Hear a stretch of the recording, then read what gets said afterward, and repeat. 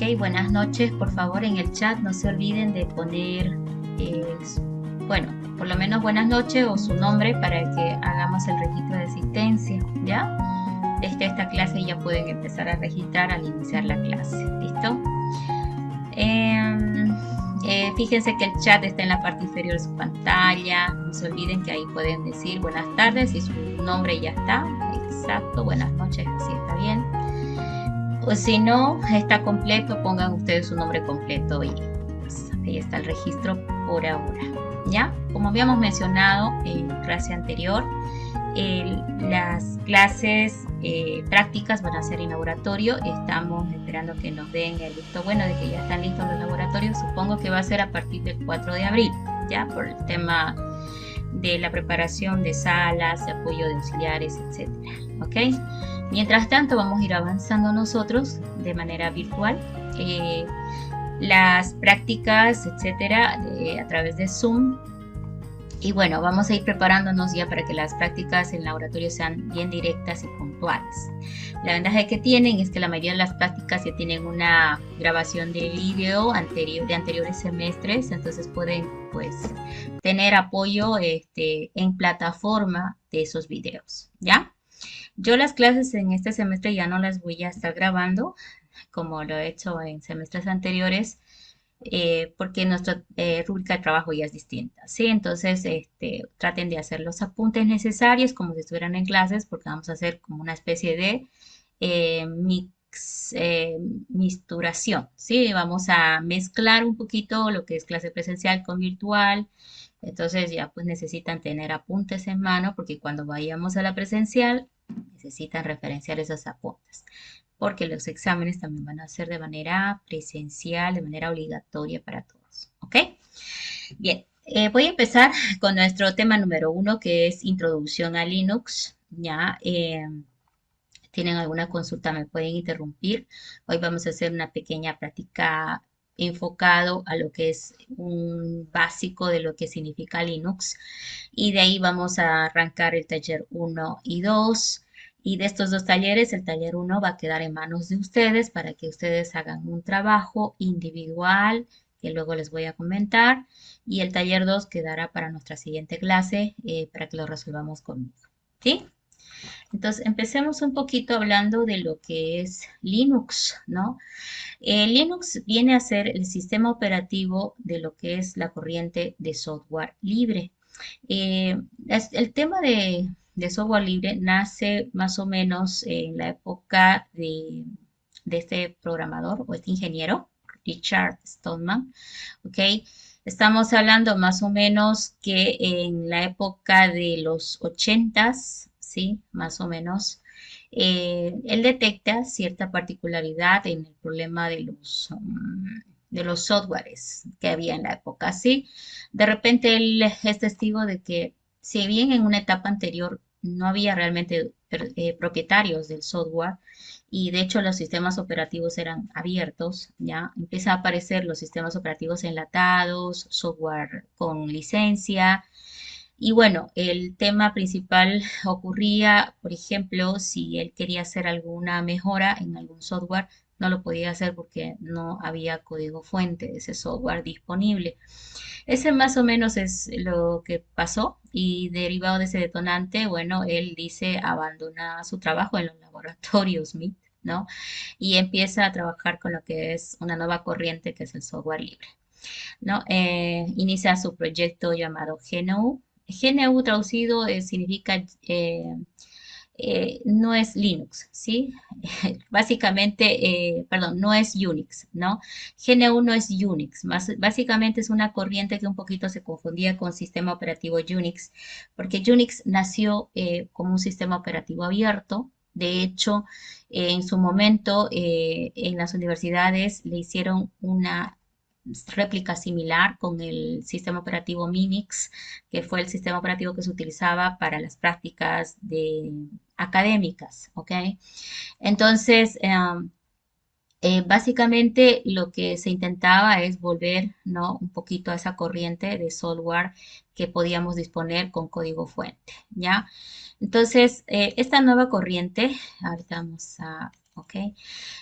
Nos lleva a la pregunta que es software libre, ¿no? Entonces, en inglés la palabra es free y traducido a español es como que más conocido como gratis, ¿no? Pero más que todo la palabra correcta es libre, no gratis.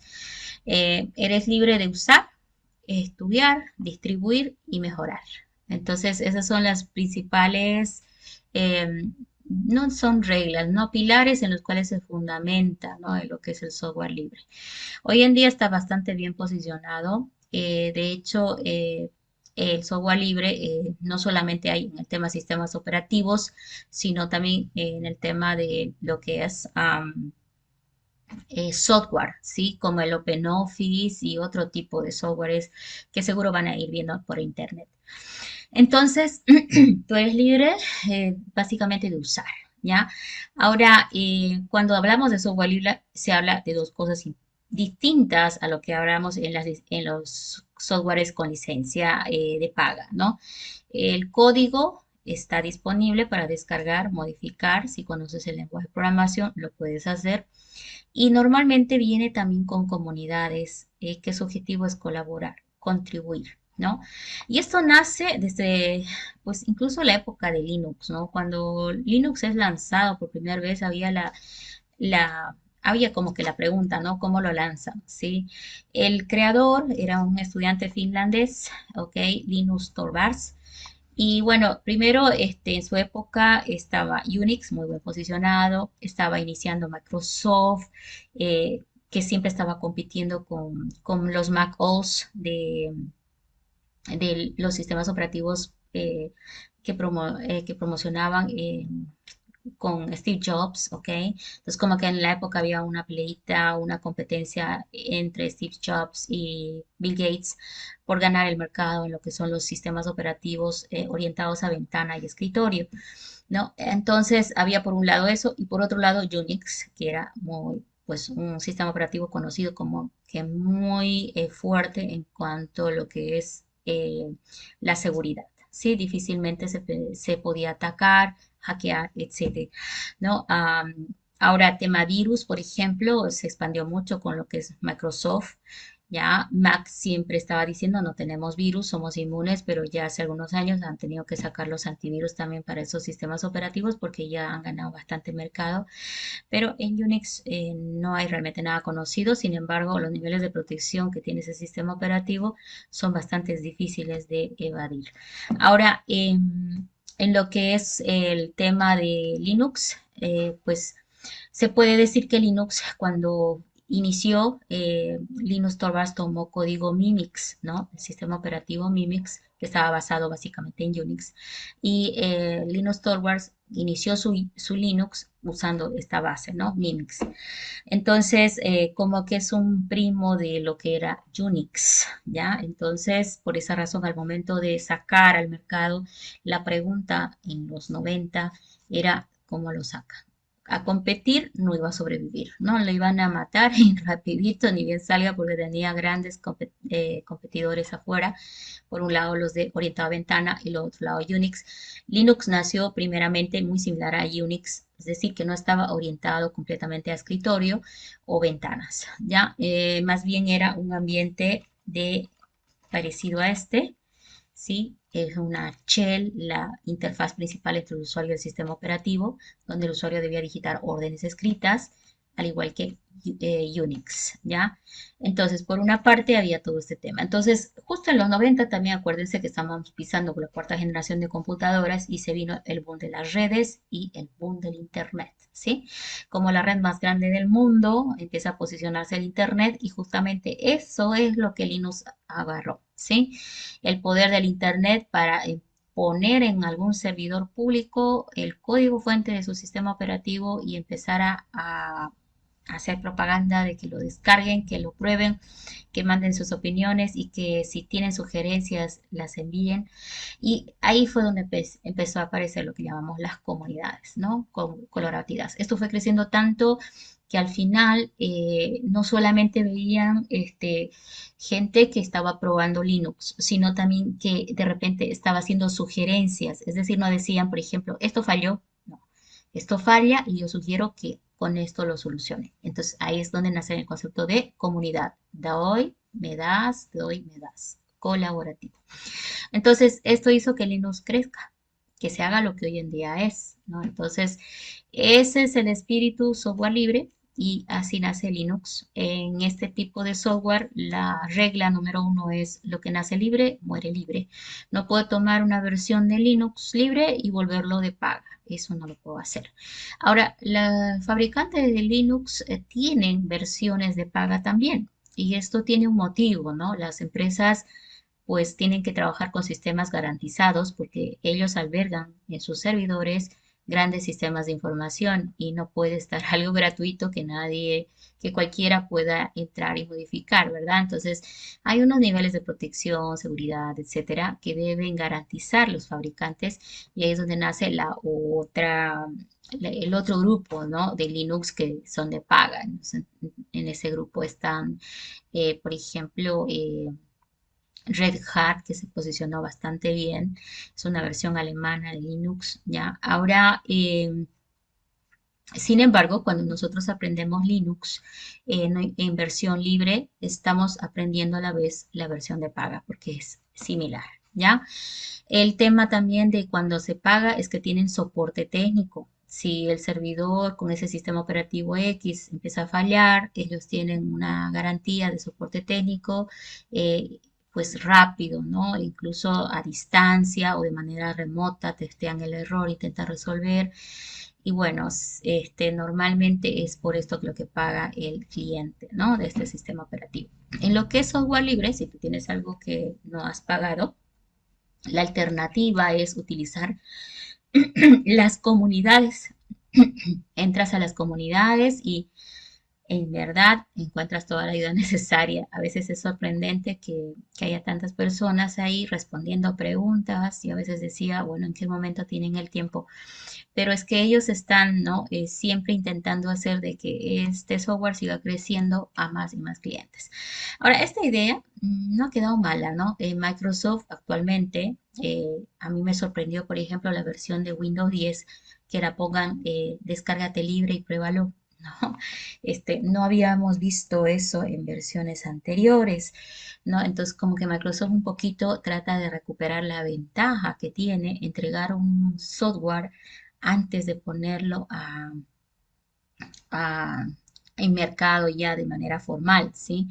Ponen las versiones de prueba y entonces pues se alimentan de los errores que los usuarios van encontrando a medida que van encontrando problemas, ¿no? Habían casos interesantes en Windows 10 en sus primeras versiones de que había un error de repente con el reproductor, por ejemplo, de música que viene por defecto. Resulta que tocaba algo y luego se perdía el archivo. Un error inesperado, ¿verdad?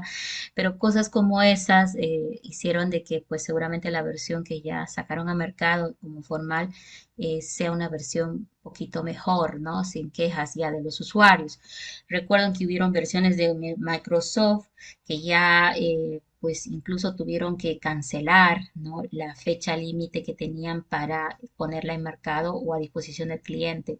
No me acuerdo si era Windows 8 o fue también el caso de Windows 10, pero uno de ellos, por ejemplo, ya estaba la fecha límite, ¿no? Para que los usuarios compren su computadora con ese sistema operativo. Entonces la gente iba y quería cambiarse portátil y ponerse ese sistema operativo nuevo, novedoso, que ya había sido promocionado y todo eso, pero ellos derivado de tantos errores que se les vinieron encima, lo tuvieron que cancelar y ¿qué hicieron? Entregaron a los usuarios una especie de tarjeta donde les daban una fecha en unos meses más para entregarles el instalador original del sistema operativo que no les podían dar porque todavía presentaba muchas fallas. Entonces, eso queda como una anécdota, ¿no? De repente, por qué está funcionando esto y por qué ha crecido tanto desde los 90 hasta la fecha de hoy en día, ¿ya? Entonces, para nosotros lo importante es recordar de que estamos aprendiendo Linux, pero a la vez estás como que aprendiendo Unix, porque son ambientes de trabajo similares. Las instrucciones que vamos a aprender en Linux, la mayoría funciona exactamente igual en Unix también. Entonces, como que es lo mismo. Y la otra, ¿no? Que les comenté en la clase anterior, que tú puedes instalar la aplicación JIT, ¿verdad? Que les pasé el enlace al grupo. Y esta aplicación, bueno, normalmente viene para Windows 10, no he probado muchas versiones, pero bueno, esta aplicación la puedes instalar en Windows, en Microsoft, ¿no es cierto? Windows, del 10 para arriba es la recomendación, no he probado en anterior, pero había que ver. Y pues cuando tú terminas de instalar, es una aplicación más que se pega del Windows, pero cuando entras allí es, es parecido a la terminal, ¿sí? Es muy parecido a esta ventanita que habíamos estado nosotros viendo el semestre anterior llamada terminal, ¿sí? Al ejecutar esa aplicación JIT aparece esto en pantalla y ¿qué puedes ejecutar aquí? Instrucciones de Linux. ¿En dónde? En tu sistema Windows. ¿Ya? Entonces, les comenté que esa herramienta JIT les va a ser útil para la primera parte de la materia porque lo que vamos a tratar de trabajar es puras instrucciones al sistema operativo. Entonces, ahí sí les va a servir de mucho. Y bueno, ahí está la historia de lo que es Linux, cómo aparece, la ventaja, un poquito recordar que es similar a Unix, pero pues no es lo mismo, ya tomar en cuenta de que está bajo la licencia GPL, ya General Public License, y es una licencia también llamada copyleft, porque no necesitas pagar, ¿ya? Ahora, también hay que tomar en cuenta que el concepto de libre está más, está enfatizado hacia el tema de libertad de algo, ¿ya? No básicamente a lo que es gratis. Y bueno, ahí está Linus Torvalds. Este, actualmente, claro, es pues similar a Bill Gates de repente en el mundo de Microsoft, ¿no? Logró el sueño que quería, ¿cierto? Y hasta en algunas entrevistas ha reconocido puntualmente de que si en su momento hubiera decidido lanzar Linux como una competencia de los otros sistemas operativos, nunca hubiera podido sobrevivir, ¿no? Y también el hecho de que justamente cuando él estaba de estudiante, el hardware del computador era muy simple. Eso le permitió comprender cómo funcionaban las instrucciones en el hardware para poder crear el sistema operativo utilizando obviamente una base que era Minix. Entonces, todo tiene un momento, ¿no? Un momento exacto. Entonces, actualmente él mencionaba de que con lo complicado que es el hardware, le sería muy difícil comprender lo que en ese momento entendió a la hora de construir su Linux, ¿no? Y bueno, nosotros también lo encontramos de la misma forma. Básicamente obviamos el aprendizaje de ciertos conceptos bien básicos del hardware para concentrarnos en crear un software un poquito más, más de época, ¿no? Entonces ahí va ese tema. Ok, entonces ese sería, pues, el principal propulsor de Linux fue el Internet. Gracias al Internet logró Linux lo que hoy en día es. Ahora, cuando hablamos de Linux, nunca podemos sacar de lado a Unix. Y entonces de aquí viene esta comparación entre Unix y Linux. No entra en esta comparativa Windows o Mac OS, porque ellos, esos otros dos sistemas, están más potenciados en el área de ventana e icono. Unix y Linux no es así. Ellos potencian más su ambiente de shell o símbolo de sistema. ¿Listo? Ahora, ¿cuál es la diferencia principal? La licencia. ¿Ya? Unix es una BCD. Debes pagar para poderlo tener. Es bastante cara. Te cobra por el número de usuarios concurrentes que vaya a tener el sistema operativo. ¿Sí? Y Linux, por otro lado, es licencia libre, GPL, tiene muchos usuarios concurrentes, realmente no nos preocupamos de ello, pero también tiene versiones BCD, ¿sí? Tiene también la que llamamos nosotros versión de producción, le llamamos, ¿cierto? Entonces, la BCD es una versión de producción que tiene un monto de dinero de paga. Normalmente la empresa privada va a optar por estas Linux con licencias BCD. Y la que usamos nosotros en clase es la versión experimental. Son de prueba siempre, pero funcionan bastante bien. Eh, Problemitas a veces hay, sí, pero en los foros tenemos el apoyo, ¿ya? Tal vez no instantáneo como como aquel usuario que tiene licencia BCD, ¿sí? Pero hay mucha gente ahí apoyando y normalmente los errores o fallas que has tenido, alguien más ya los tuvo. Entonces seguramente en los foros vas a encontrar información al respecto. Entonces, ambos sistemas operativos tienen ambiente gráfico, aunque no es su fuerte. No es su fuerte, pero hoy en día, si tú miras un Linux, tiene ambiente de escritorio. Recuerden el semestre anterior cuando instalaron, ¿sí? Y su principal fuerza está en el ambiente shell. Cientos de instrucciones disponibles para administrar el sistema operativo, monitorearlo, etcétera, ¿ya? Entonces, tanto Unix como Linux se concentran principalmente en lo que es su kernel o núcleo. Ahora, ese kernel o núcleo del sistema operativo está concentrado en el administrador de procesos, memoria y dispositivos de entrada y salida. ¿Sí? Esos son los principales elementos que el núcleo va a administrar en ambos sistemas operativos. Por eso acá puso la parte central, lo que es común en ambos, ¿ya? O la esencia, ¿no? Ahora, todo lo que yo puedo hacer en Linux, seguramente en Unix se puede hacer de manera similar o idéntica. Digo o porque no todo está tan igual, ¿ya? Hay instrucciones que tiene Unix y Linux no trae. Hay instrucciones que trae Linux y no están en Unix.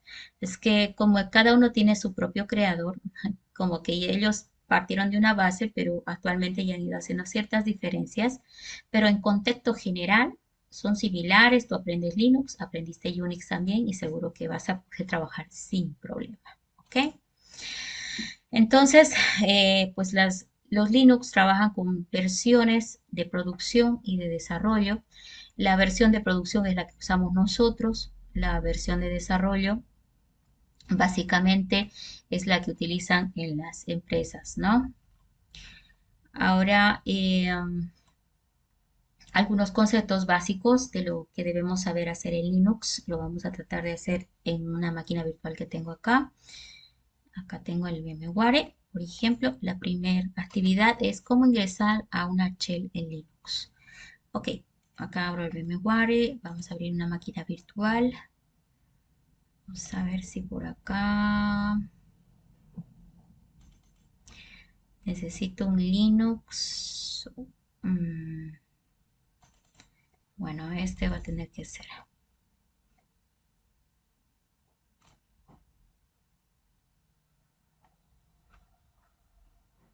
Y bien, ahora vamos a iniciar. Vamos a bajar un poquito. Es pesado este software. Bueno, lo que estoy haciendo es ejecutar una máquina virtual para que veamos cómo es que se ingresa a la shell de Linux. Recuerden que el semestre anterior lo hicieron.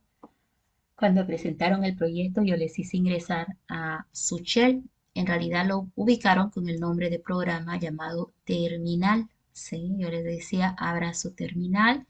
Y ustedes lo buscaban con la lupa de búsqueda, ¿no? Y entonces aparecía una pantalla negra y esa era la terminal de Linux, ¿sí? O la shell de Linux. Ahora, recuerden que existe más de una shell en estos sistemas operativos. Por defecto siempre usamos una que se llama bash, que es normalmente tiene la mayoría de los comandos disponibles en Linux. Pero hay otra como la KSH, ¿sí? Es otra shell similar y hay otra que es la bash o perdón, la SH, ¿sí? La SH es una más pequeñita. Entonces no hay solamente una shell, los sistemas operativos vienen con más de una shell, ¿no? Y se pueden instalar si no lo traen. Entonces, por defecto, la mayoría de los comandos en los libros o en los sitios de apoyo que encuentres están utilizando una shell llamada bash, ¿listo?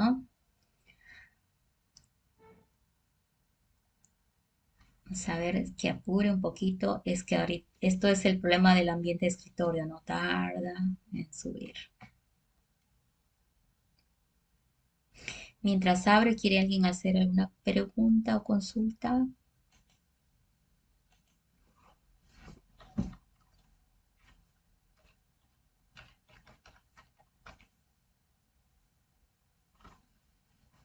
E ingresé, fíjense, con el usuario que estaba ahí, porque bueno, había uno solo, podía ahí seleccionar de una lista si hubiera más usuarios. Ese era el login que llamamos, ese usuario era el login, y le digité una contraseña que es, fíjense que estuvo enmascarada, no, no se ve. ¿Sí? Ese es el ingreso al sistema operativo a través de el ambiente de escritorio, ¿ok? Y bueno, mm, este escritorio puede variar, ¿no? De una versión a otra, pero normalmente el escritorio se llama KDE o KDE, ¿sí? Hay otro escritorio llamado Genon, ¿sí? Tú si no te agrada un escritorio, puedes instalarte otro por si acaso. Entonces, por defecto viene con el KDE, ¿sí? Pero bueno, este, por ejemplo, es un Genon.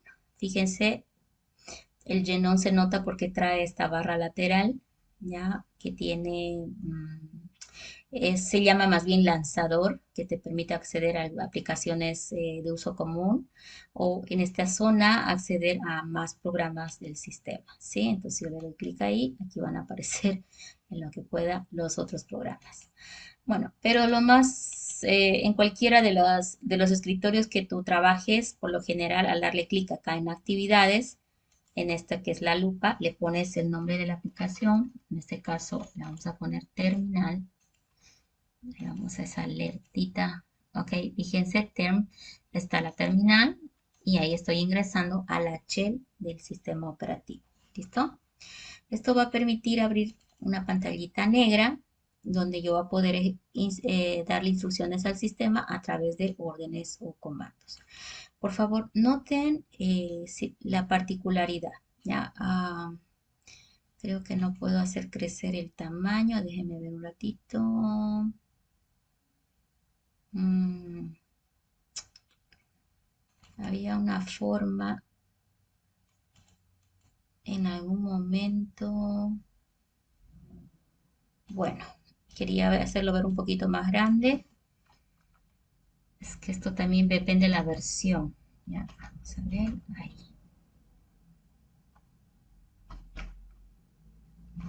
Bien. Ahí. Quiero que noten, por favor, del cursor donde está parpadeando a la izquierda, está con el símbolo peso. El símbolo peso te dice que es usuario estándar, ¿sí? Eres un usuario estándar que tiene permisos de administrar algunas cosas y tienes permiso de ejecutar instrucciones de usuario común, ¿ya? Entonces, cuando tú estés haciendo prácticas, siempre fíjate en los ejemplos que te muestran cómo está el símbolo delante del cursor. Si es un peso, quiere decir que tú puedes estar como usuario estándar. Pero a veces, en vez del peso, aparece este símbolo, ¿sí? Es el numeral, ¿sí? Este símbolo de numeral reemplazando al peso significa que eres superusuario o usuario root, R-O-O-T, ¿sí? Root en inglés, raíces, traducido al español, ¿sí? Entonces, cuando veas en las prácticas que está con este cursor o con este símbolo delante del cursor, tienes que ser usuario root para que las instrucciones se ejecuten de manera correcta, ¿ok? Entonces, ahorita yo estoy acá y puedo empezar a trabajar. Esta sería lo que es la terminal de Linux. Vamos a volver a nuestro apoyo. Ok, ya sabemos ingresar a la shell. Ingresamos a la shell a través del el programa terminal que ya trae Linux. Y el usuario con el cual ingresa, ojo, es el usuario con el cual yo he logueado al sistema. Cuando yo ingreso a un sistema operativo a través de la ventana, me pregunto por el usuario y la contraseña. Si no lo sé, no puedo ingresar. ¿Listo? Ahora, ¿en qué consiste el login y el password? El login es el usuario. Ahorita, por ejemplo, ¿cuál es mi login? Vamos a ver. ¿Cuál es mi login? Aquí está. Ofimática. Ofimática es mi login. Es el usuario con el cual he logueado al sistema. ¿Ya? Está también denotado por acá. ¿Y cuál es mi contraseña? Bueno, cuando ingresé me pidió una contraseña, ¿sí? Entonces, la contraseña debe ser difícil de adivinar y fácil de recordar para ustedes, ¿ya? Y de repente hay problemas cuando un usuario se olvida la contraseña. Cualquier usuario puede olvidar la contraseña porque el root puede resetear o cambiar la contraseña sin necesidad de saber la contraseña antigua a cualquier usuario del sistema o a sí mismo. ¿Sí? Entonces, si alguien olvida la contraseña, tiene que decirle al administrador del sistema que se la cambie, porque lo que hace es volverse usuario root y cambiarte la contraseña y ahí está la solución. Pero si siendo usuario root te olvidaste la contraseña del root, ahí hay problemas, ¿no? Porque ustedes eso lo pueden encontrar en los foros de Linux, ¿ya? Hay versiones como Ubuntu, por ejemplo, que te permiten recuperar muy rápidamente la contraseña del root, porque su objetivo de Ubuntu es ser de prueba para usuarios, estudiantes, etcétera. No se hace problema en habilitarte un medio de recuperación de contraseña, ¿ya? Del root, R-O-T. Por favor, no se olviden, estoy hablando de ese usuario, ¿ok? Ahora hay otros sistemas operativos donde no es así. Unix, por ejemplo, es grave perder el root porque en Unix, si perdés la contraseña del root, el fabricante te va a pedir o el que te da soporte un costo extra para recuperar la contraseña del root, ¿sí? Porque ellos tienen que hacer un servicio externo para poder hacerlo. No es tan fácil. Entonces, debemos tener la seguridad de en algún lugar haber resguardado la contraseña del root en caso de pérdida. Y no hay que dársela a todo mundo. No es buena idea que el root lo tengan todos. Lo puede tener uno que otro usuario y listo. ¿Ok? Ahora,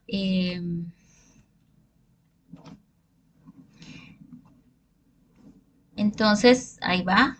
Protección del sistema, el login y el password. Ahora, estamos hablando de una pregunta. ¿Linux es igual a Unix? ¿Qué me dicen ustedes?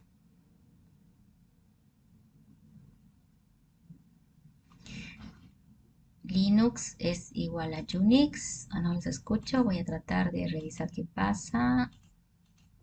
A ver, ¿qué dice? ¿Linux es igual a Unix, sí o no? De acuerdo a lo que hemos hablado.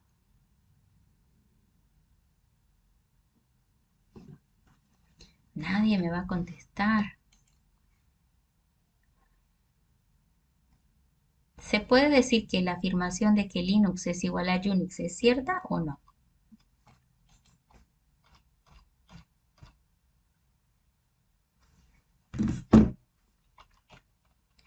Bueno, en realidad no, ¿sí? Linux nació basado en Minix, que estaba basado en Unix, pero no son exactamente igual. Igual significa que son pues como gemelitos, ¿no? No, son como hermanos, como primos, son similares y esa sería la palabra más correcta. Son similares, pero no iguales. Bien, ahora tocaría empezar una serie de talleres, pero antes que me vaya a ello, voy a moverme a la terminal. Necesito que apunten algunas cosas. Ok, vámonos a la terminal. Listo. Bien, vamos a hacer algunos ejercicios en la terminal, ejercicios comunes, ¿sí? Yo ahí está mi cursor parpadeando, ¿ya? Esto que voy a hablar es porque lo tienen que incorporar en su proyectito, en el mini taller que van a hacer ustedes de manera personal, porque es un similar a lo que hicieron el semestre anterior, entonces ahora se los voy a volver a pedir con algunas variaciones que enseguida les voy a explicar, ¿ya? Ah, ok, vamos a empezar primero. Ok. Si yo quiero darle una orden a este sistema a través de su shell, yo debo escribir esa orden. Ahí está, por ejemplo, una orden. Yo la escribí, pero no me hace caso. Me va a hacer caso en el momento que digite la tecla Enter. Ahí está. La orden date le pide al sistema mostrar fecha y hora de sistema. Ahí está. ¿Ok? Entonces, las órdenes normalmente todas son en inglés y en letra minúscula. Si yo hago una variación tan simple como esa, de seguro él va a pensar que es otra cosa y dice que no lo reconoce y dice que es similar a update. ¿Qué es lo que quiero que comprendan ahorita? Cuando yo doy enter, el sistema revisa lo que has hecho y te da un mensaje de error si es que hubo un error. Ahora, hay que leer el mensaje para intentar descubrir el problema y solucionarlo. ¿Ok? Entonces aquí clarito dice, date, no lo encuentro.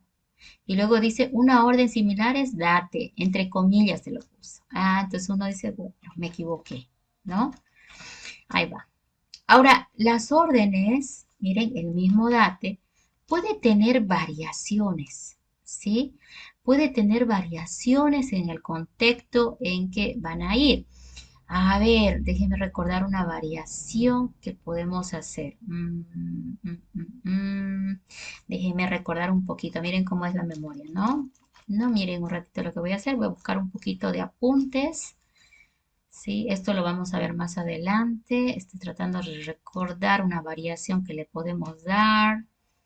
Mm, a ver, ok. Vamos a ver. Date, parece que es lo mismo, pero le estoy aumentando algo, ¿sí? Le aumenté eso. ¿De dónde lo saqué? De un lugar que también ustedes van a poder acceder más adelante. Se llama el manual en línea de Linux. El manual en línea tú puedes acceder en cualquier momento para abrir, pedir ayuda sobre cualquier orden o instrucción que tengas problemas de recordar.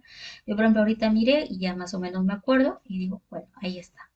¿Qué diferencia hay entre esta salida contra esta salida que hicimos acá? Miren, date, enter, ahí está la salida, es fecha y hora de sistema.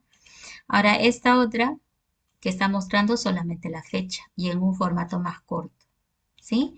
Entonces, la verdad que existen cientos de instrucciones que le podemos dar al sistema y cada una de ellas tiene muchísimas formas de comportarse. Y lo que vamos a aprender en este curso es a darle instrucciones al sistema y aprender a interpretar su manual en línea, que es este, ¿sí? Su manual en línea para poder pedir ayuda en casos de que haya notado cierta dificultad con recordar algunos parámetros que necesita la orden en algunas ocasiones. ¿Listo? Entonces, es como el pequeño apunte que van a tener a la mano. El manual en línea se llama MAN, ¿sí? Lo vamos a acceder de a poco. Por ahora, solamente tengámoslo como algo que va a ser nuestra ayuda cuando tengamos que ejecutar órdenes. Ok, ya hemos aprendido la forma básica de trabajar en la terminal. Le doy una orden, le doy enter, me puedo equivocar, tengo que leer, interpretar y si realmente no sé, tengo que recurrir a su manual en línea, ¿sí? Para pedir ayuda y poder resolver el problema lo más rápido posible. Ok, ¿qué más? A veces, cuando entramos al sistema o cuando instalamos este sistema operativo, el instalador nunca nos habla de la contraseña del usuario root. Segunda cosa que estamos aprendiendo. No nos habla de la contraseña del usuario root. Entonces yo ahorita, por ejemplo, desconozco la contraseña del usuario root. ¿Sí? No la sé. Entonces ahí resulta que en Linux, ahí vamos a hacer unas notitas, en Linux existe la posibilidad de tener tipos de usuarios. Hay un grupo que le llaman sudos, usuarios que se pueden convertir o que pueden subir como root. Es decir, que se pueden convertir en root. Ese es el tenor de los sudos, ¿ya? O algunos le decimos administradores. Yo les digo así, ¿no? Administradores, sudos. Hay también el estándar, ¿ya? El estándar es un usuario con permisos simples, no administrativos. Entonces, muchas cosas que yo quisiera hacer para administrar el sistema no lo puedo hacer si mi usuario es estándar. Ahora, cuando hablamos de administradores, vamos a separar un poquito aquí. Administradores, usuarios que se pueden, usuarios que administran, vamos a irlo por parte mejor, ¿sí? Que administran el sistema. Ahora, estos usuarios que administran el sistema tienen un subgrupo especial que son los sudos. usuarios que pueden subir como usuario root, es decir, se pueden loguear como root temporalmente para poder ejecutar órdenes como root, ¿sí? Para ejecutar órdenes como root. Esos son los sudos.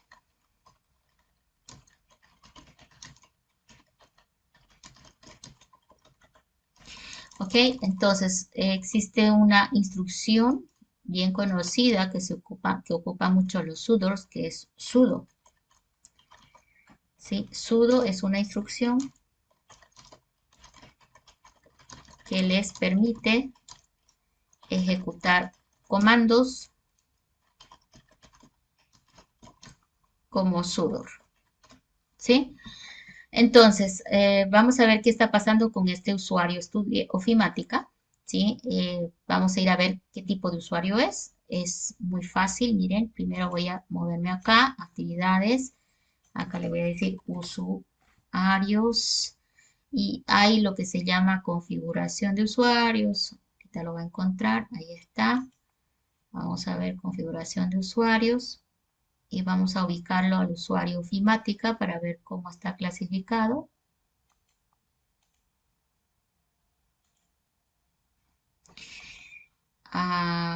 Ok, aquí vamos a ver, usuarios. Estaba acá, fíjense en red, seguro le di muchos clics. Ahí está mostrándome usuarios. Aquí va a haber alguna ventanita. Ok, me dice que el único es usuario. A ofimática aparecería una lista si hubiera más. Primero voy a desbloquear. Y al desbloquear me dice, indique su contraseña que tiene usted. Le doy mi contraseña como ofimática. No me pide contraseña de root, me pide de ofimática, el usuario con el que estoy. Bien, ya lo ha desbloqueado, entonces ahora vamos a ver, contraseña, por ejemplo. Acá yo le puedo cambiar la contraseña que tenía, ¿sí? Le puedo cambiar contraseña que tenía. Y ahora qué raro que no, esta versión debería estarme mostrando más información del usuario. Creo que debe ser porque es otra versión de Linux. Un minuto, voy a deshacerme de este icono que está estorbando. Creo que ahí fue. Ya, ok. Vamos a ver. Listo. Bueno, acá no me está mostrando mucha información. A eso me estaba refiriendo. Sí. Vamos a ocultar esto que está estorbando.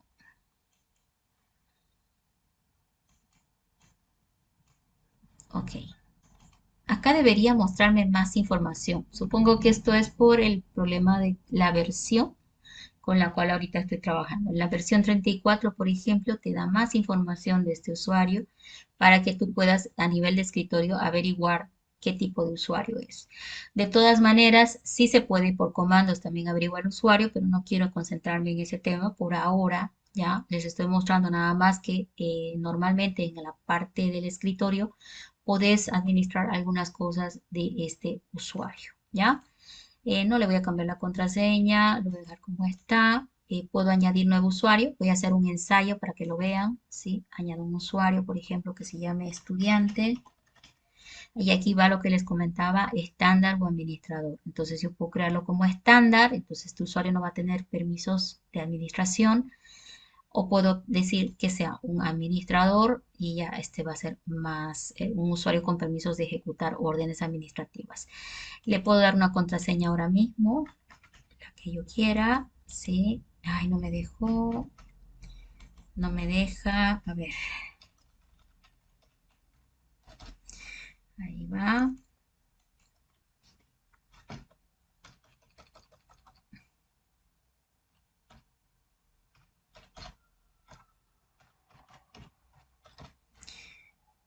Ahí está un poco débil, pero...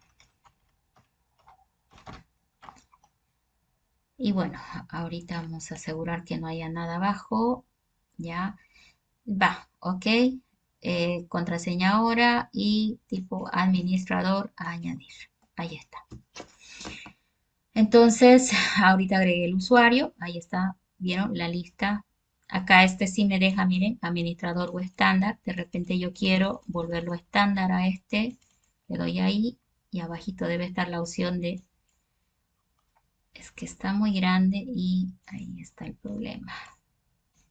Se tendría que, a ver, vamos a ver, cerrar esto. Estoy con problemas de espacio en pantalla del VMware. Por eso es que no me deja, miren, aquí está escondidito. Vamos a darle clic, ahí está. Acá quiere mantener los archivos estudiantes, cancelarlos. Esta es una opción, quería que lo vea, pero no se lee bien, para eliminar, ¿sí? A ver, veamos si esto puedo moverlo. Ahora sí, ahí está. Me va a dejar eliminar el usuario, el botoncito que está acá. Sin embargo, acá yo me cambio y debería tener otro botón que diga guardar y ese es el que no lo veo.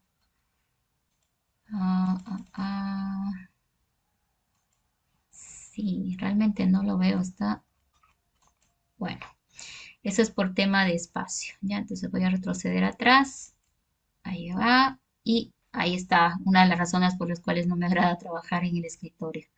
Ya hay a veces problemas de acceso a ciertas opciones, no las tiene, entonces siempre está mejor por acá, porque acá tenemos todas las órdenes disponibles de manera rápida. Bien, eso era por el tema del usuario. Ahora, lo que estábamos comentando era de que en nuestro segundo ejercicio se iba a enfocar en que de repente no tenemos conocida la contraseña del root. De hecho, en esa pantalla no nos dice, ¿no? Usuario root, no existe. Entonces lo podemos hacer aquí como con comando. Entonces la pregunta aquí es cómo ponerle una contraseña conocida al root, ¿sí?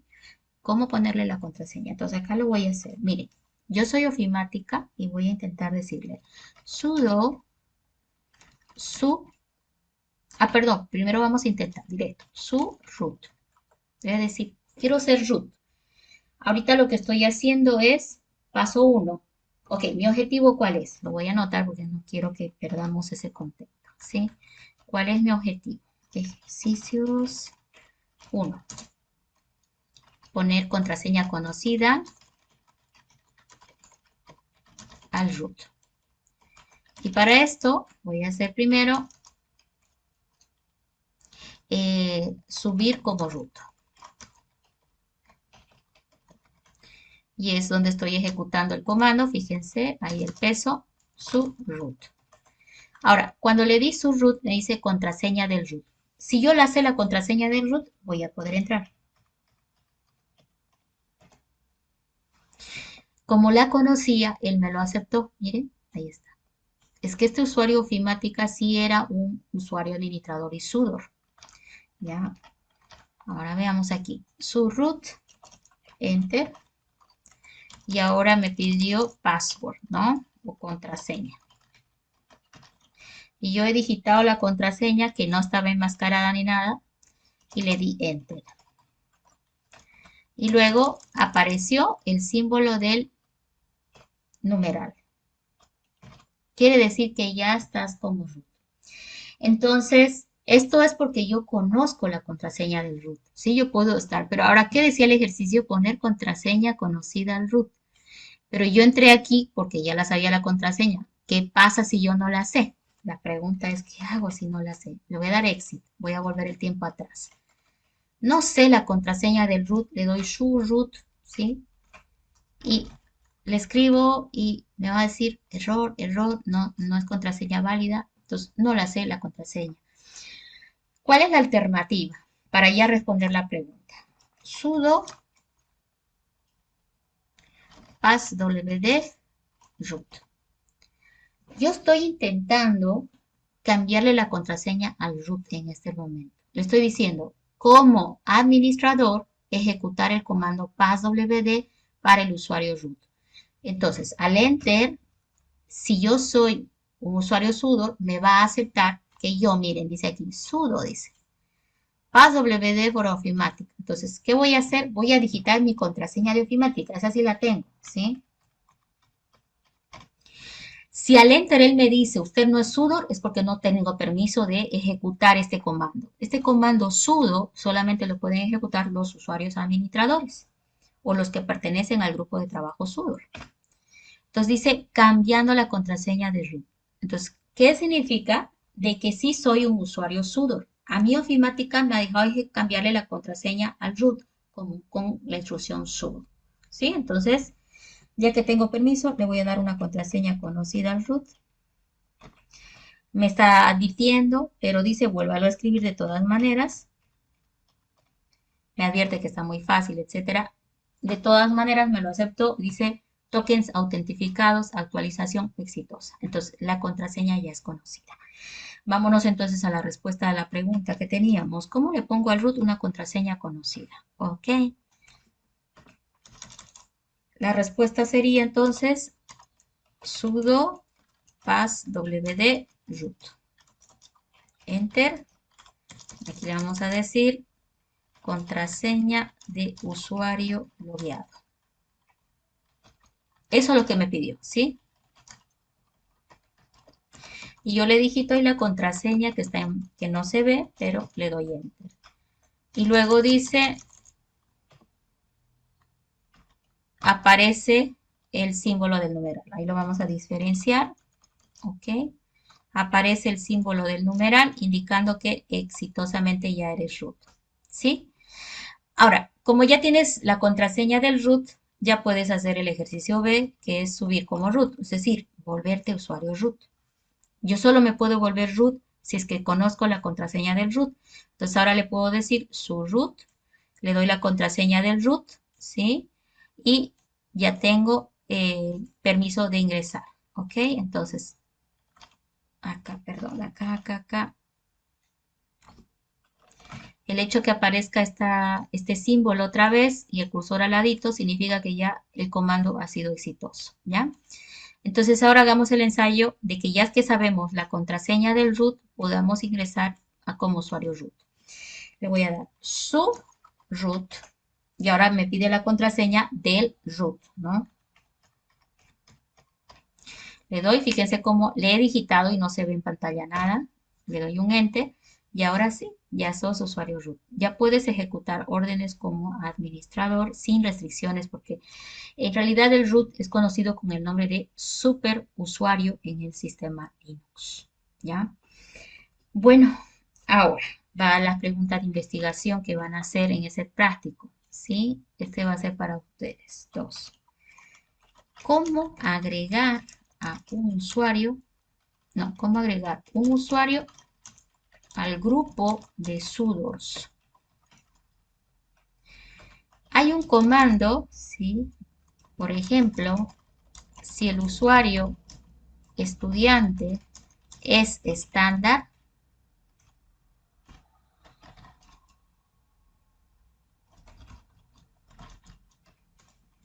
¿será posible? Estoy preguntando, ¿sí? ¿Será posible agregarlo al grupo de sudos para que pueda ejecutar la orden sudo? Esa es la pregunta. Si es así, ¿cómo? Ahí está. Ustedes tienen que investigar en internet cómo se le puede agregar a un usuario al grupo de sudos. Lo van a encontrar en muchos lugares. Ya no necesito escribirlo siquiera, pero lo van a averiguar. Eso quiere decir que incluso yo puedo agarrar un usuario en específico y convertirlo en sudo. ¿Para qué?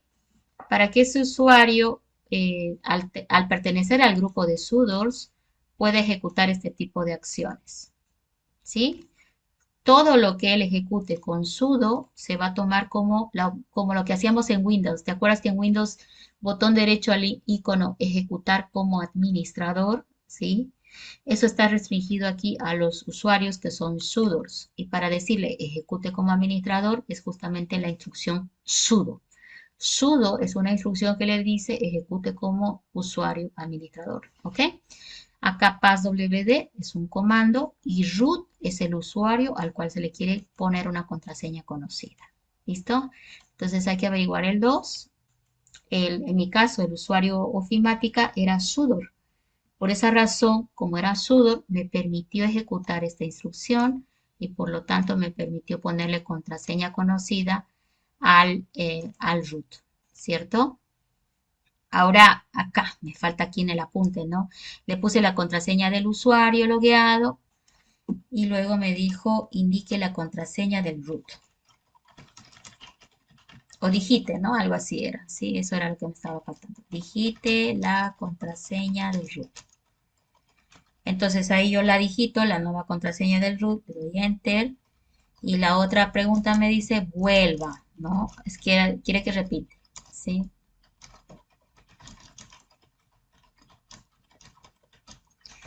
Entonces ahí la vuelvo a digitar, idéntica. Si son idénticas, ahí dice, ahí salió un mensaje, ¿no? Tokens, exitoso, etcétera, etcétera. Sí, entonces eso es que lo ha hecho ya, ¿ok? Entonces ya está clarito ahí el apunte de lo que del ejercicio que hicimos el día de hoy.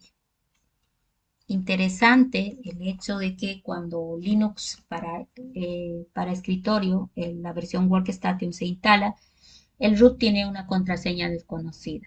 Pero con estas instrucciones le puedes poner una contraseña y ya puedes administrar el sistema operativo. ¿Ya? ¿Tiene alguien alguna pregunta, jóvenes?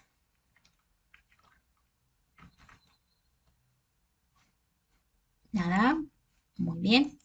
Entonces, vamos a continuar. Está por acá el avance.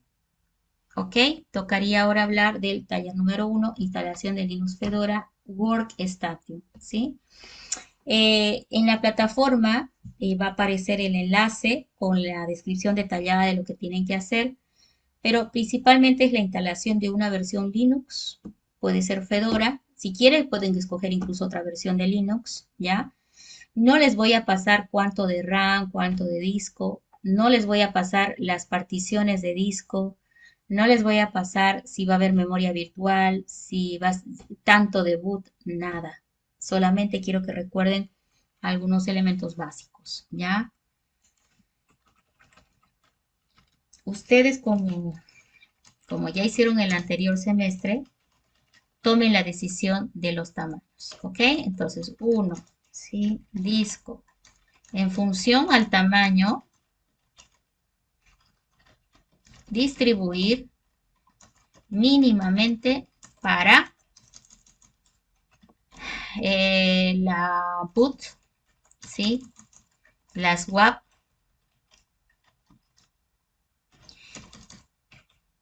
la var, ¿sí? Y la root, ¿ok? Hagan una distribución mínima de sus espacios. La boot puede ser menor o igual a 1024 megabytes. Las WAR depende de la RAM, ¿sí?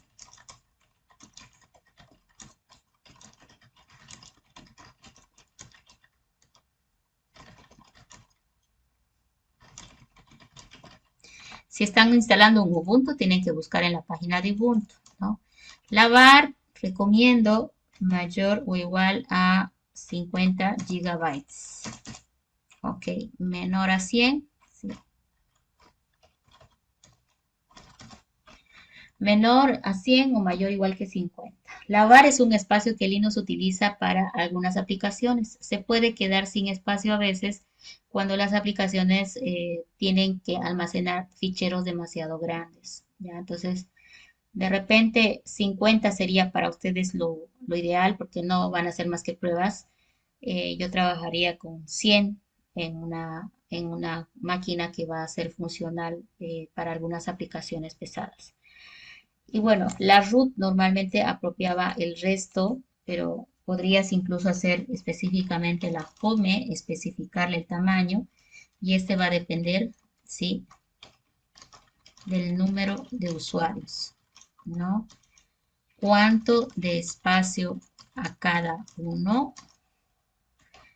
Por ejemplo, si solo hay 10 usuarios y se proyecta 20, les voy a dar unos 10 gigas a cada usuario.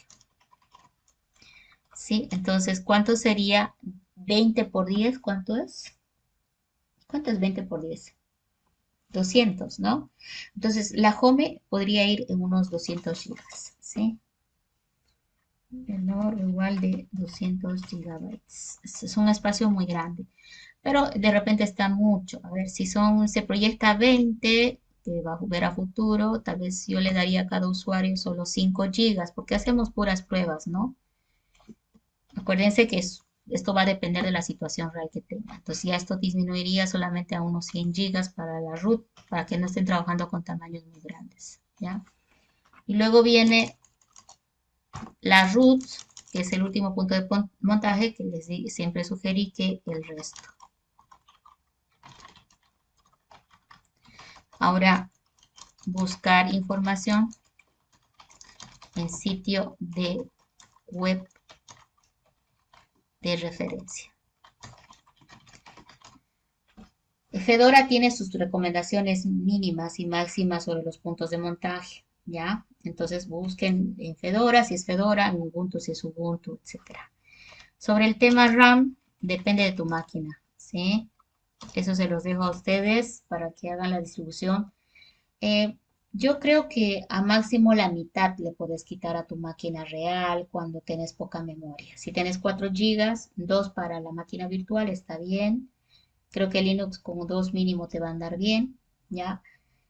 Pero si tenés, por ejemplo, 8 gigas de RAM en tu máquina real, puedes disponer de un poquito más de memoria RAM en la virtualización, unos 4 gigas. Acuérdate que ese espacio se le va a quitar a la RAM mientras la máquina virtual esté funcional. En el caso puntual, ahorita, por ejemplo, yo al tener mi máquina virtual activa, estoy quitando a la memoria RAM el espacio de memoria virtual que está apropiando esta máquina virtual, ¿no? Tengo 8 gigas, entonces es pues una de las razones por las cuales no está muy rápido. Ya, esto igual va a estar en la plataforma, ya lo pueden ir haciendo. Como les dije, el taller está enfocado en hacer algo distinto, un solo sistema operativo para virtualizar, similar a lo que se hizo el semestre anterior, pero ahora está abierto qué versión Linux vas a instalar. Me gustaría ver versiones diversas. Entonces hay que conseguirse el instalador y empezar a probar en VMware o VirtualBox, el que les sea más factible a ustedes para trabajar, ¿sí? No sé si alguien tiene alguna pregunta. Ahora, ya con esto estaríamos concluyendo el día de hoy. Buenas noches, ingeniera. Quería hacerle una pregunta. El enlace que nos mandó al WhatsApp, ¿eso teníamos que descargarlo? Es que he podido haber mandado dos, ¿no? Uno era para el JIT, si no me equivoco. A ustedes voy a revisar porque he mandado a los dos grupos y ahorita estoy medio confundida qué les mandé a ustedes y qué les mandé a los otros. Ustedes son el I8. Ah, ya. Les mandé los instaladores de Fedora porque, bueno, algunos ya querían probar la clase anterior y les dije, puede ser un Fedora también que instalen. Ahí están dos versiones, ¿no? La 34 y la 30. Sí, Perdón, yo lo instalé, pero no sé, ahorita le veo. Pero lo instalé, pero no dice ahí, cuando entro ahí no dice Fedora. eh, ¿quieres compartir tu pantalla o mandarme un screenshot? En realidad yo estos instaladores sí son Fedora y cuando ingresas y está logueando bien chiquitito dice, ¿no? Fedora dice. Ahora, no sé en qué parte estás esperando que te diga Fedora y no lo ves. ¿Tú has instalado ya? Sí, en la computadora. Ya, ¿quieres compartir la pantalla? ¿Puedes compartir para mostrarnos o no la tienes a mano? Ya. Enseguida. Ahorita, ahorita voy a dejar de compartir para que ya puedes, voy a dejar de compartirse. No, no, no, no, no. Eh, ya, lo que está pasando es de que estás ejecutando la aplicación. Ya. Ok, ¿puedes cerrar esa ventana y mostrarme en qué carpeta tienes el archivo descargado? Ingeniera, en mis documentos está en descarga. Sí, por eso quiero explicarte eso. Si tú lo tienes, el archivo que yo mandé ya descargado, Esa es una imagen ISO, ya es una imagen ISO, quiere decir eso, es como un DVD vuelto archivo, ¿ya? Entonces, tú ese archivo lo tienes que tener ahí a la mano y entrar a un programa de virtualización. En este caso puede ser el VMware o el VirtualBox, ¿sí? Por decirte yo ahorita, a ver, voy a entrar al VMware, estoy acá en el VMware, mira, tú abres la aplicación, va a aparecer como esto y tienes que empezar diciéndole crear nueva máquina virtual, ¿sí? Esto es del semestre anterior, ojo, ¿ya? Me voy a ir por la opción rápida, típica, aunque deberían ir ustedes por custom, ¿ya? Y aquí le voy a decir instalaré el sistema operativo después, next, Linux, Fedora, miren, ahí está similar. Ahí está donde lo va a grabar la máquina virtual. Siempre les dije, traten de usar una carpeta conocida. Ahí en la unidad de voy a crear una carpeta que diga JAR 156. Es una carpetita de prueba. Ahí está entrando. Le voy a dar Next. ¿Sí? O sea, ese es un archivo, pero hay que subirlo, ese archivo aquí a la máquina virtual. Next. Aquí está lo que les decía, el espacio en disco, ustedes lo deciden, next y finalizar, ¿no? Entonces, en el método typical no me ha pedido mucha información, pero ahora me voy a ir a editar las opciones, le voy a dar doble clic sobre cualquiera y me va a abrir la ventana de edición y ahí es donde le voy a decir que la imagen ISO sea subida. Miren, acá dice CD/DVD y acá le voy a cambiar, usar imagen ISO, ¿sí? Y ahí le vamos a obligar a agarrar tu imagen ISO, yo lo tengo por acá grabado, acá vamos Linux, ah, acá hay varias versiones, la Workstation está, la 32 por ejemplo, ¿sí? Entonces mira, le dije que use la imagen ISO. Y bueno, se puede personalizar algunas cosas más acá. Si la RAM está en 2 GB, no tengo mucha RAM. Nateo, por ahora lo dejan como está, el Netboard Adapter con NAT, está bien. Bueno, básicamente solo modificamos lo que es el DVD. ¿Sí? Le doy OK. Y ahora esta máquina virtual ya está lista para proceder a Power On. Si yo le doy Power On, va a comenzar el proceso de instalación de Linux, ¿ya? Yo tendría que bajar esta máquina virtual porque las dos a la vez no me da porque tengo poca memoria. ¿Sí? Entonces voy a bajar esta y voy a ejecutar esta que es la que tiene la imagen ISO que yo les he pasado. ¿Sí? Ahí arranca. Otra vez, Power On. Y bueno, como no tiene el disco nada, automáticamente la secuencia de boot lo va a mandar al DVD. ¿Sí? Y ahí está subiendo Fedora. Este es el instalador de Fedora y ahí dice la versión. Entonces dice Start Fedora Workstation Lib, la primera opción. El Lib es una versión de Fedora que puedes utilizar sin necesidad de instalar. Eh, ya, ok, como no tiene una opción que diga instalar Fedora ahora, yo voy a entrar directamente a Start Fedora Workstation Lib, la opción 1. Ahí está, Enter, en la primera que estaba marcada. Algunos instaladores dicen una opción adicional que dice iniciar instalación de Linux y bueno, pues como este no tiene, estoy obligada de entrar a su modo lib y va a aparecer un escritorio como si ya estuviera instalado el sistema operativo, ¿no? Ahora, sin embargo, también va a aparecer en el escritorio un icono que dice Install Fedora y ahí es recién donde vas a instalar el sistema operativo. Ojo que esta instalación es en la máquina virtual, no en tu computador real, ¿sí? Tu computador real tiene un sistema operativo ya, entonces ese se va a quedar intacto. Entonces este nada más va a virtualizar a Linux en tu máquina y va a permitir que puedas hacer las pruebas que necesites, ¿ya? Ahí está haciendo algunos chequeos, escape para abortar. Los chequeos, es que como es una imagen ISO, puede tener fallas. Yo te aconsejo que le dejes terminar el checking, ¿sí? Esto que está aquí, que termina el checking. Y está bien que lo tengas grabado en disco. porque si lo tenés en un USB, etcétera, es bien lenta la lectura de la imagen. La imagen debe estar grabada en disco duro de manera preferencial, ¿sí? Bueno, ahí va a demorar su tiempo, pero esto es lo que ustedes tienen que hacer. Ya, lo que estaba pasando hace un momento es que usted estaba abriendo la imagen ISO y claro, una aplicación de Windows la quiso abrir para de repente esa imagen ISO llevar a un DVD y eso era lo que estaba intentando hacer esa aplicación que tenía abierta. ¿Listo? Esto tienen que recordarlo del semestre anterior, por eso está como un práctico para ustedes, ¿ya? Y van a tener unas 2 semanas para poderlo trabajar. Es individual, sí, pero es porque yo quiero que cada uno haga su propia herramienta de trabajo. Van a aprender más de esa manera. No es un trabajo de grupo, lo quiero esclarecer, es individual. ¿Qué se va a presentar en la plataforma? Van a ver ustedes que va a estar como en prácticos, en la zona prácticos, ¿ya? Van a presentar un documento, como siempre. eh, pues el documento, el objetivo es que me demuestre que hicieron el trabajo, ¿ya?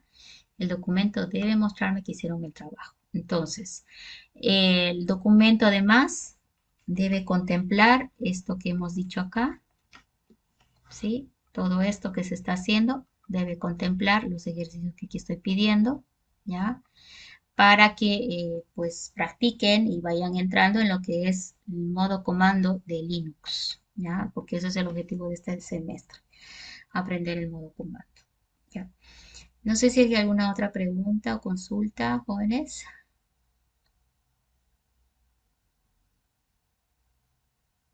Me parece muy bien que haya preguntado su compañera. Es excelente que salgan de sus dudas porque una pequeña duda como la que ella tenía iba a ocasionar no hacer el trabajo, ¿verdad?